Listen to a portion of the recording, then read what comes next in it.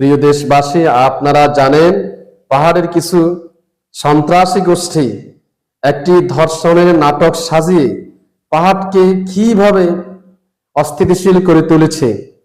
তাদের দৌরাত্ম্য, তাদের শক্তি এত বৃদ্ধি পেয়েছে যে গোয়েন্দা রিপোর্ট অনুযায়ী তাদের কাছে রাশিয়ার তৈরি SMG AKM-47 ও M16 অস্ত্র রয়েছে, যে অস্ত্রের কারণে এবং বৈদেশিক শক্তির প্রভাবে তারা এখন প্রকাশ্যে চাঁদা তুলছে, বাঙালি অপহরণ করছে, গাড়িতে ট্যাক্স বসাচ্ছে, যানবাহন, মালামাল, এমনকি সর্বক্ষেত্রে তারা এখন তাদের আধিপত্য বিস্তার করতে সক্ষম হচ্ছে।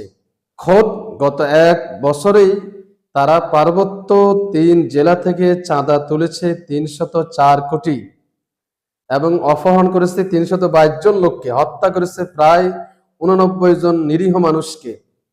সেজন্য সেনাবাহিনীর ঊর্ধ্বতন কর্মকর্তারাই দাবি জানিয়েছেন সেখানে নতুন করে 250 সেনা ক্যাম্প স্থাপন করা প্রয়োজন। আর আমি মনে করি শুধু সেনা ক্যাম্প নয়, সেনানিবাস স্থাপন করা প্রয়োজন। তারা প্রকাশ্যে অস্ত্র নিয়ে হামলা করবে, সামান্য অজুহাতকে কেন্দ্র করে তারা সেখানে আক্রমণ করবে, দোকানপাট লুট করবে, মসজিদে আগুন দিয়ে দিবে।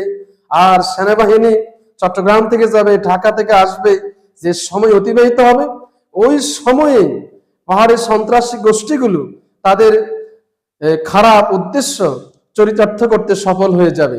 সেজন্য শুধু সেনা ক্যাম্প নয়, সেনানিবাস স্থাপন করা প্রয়োজন। এবং সেই সাথে আমাদের দেশের বিভিন্ন জেলায় নদী ভাঙ্গার কারণে অসংখ্য পরিবার দারিদ্রতার কারণে খোলা আকাশের নিচে অত্যন্ত মানবেতর জীবন যাপন করছে।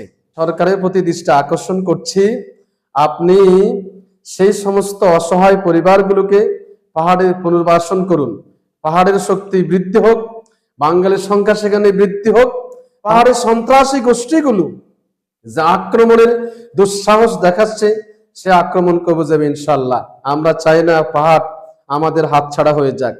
তারা দীর্ঘদিন থেকে এই পাহাড়কে নিয়ে আলাদা রাষ্ট্র গঠন করার, টুম্বুল্যান্ড তৈরি করার যে দুঃস্বপ্ন দেখে আসছে সেটা যেন তাদের দুঃস্বপ্নই থেকে যায়।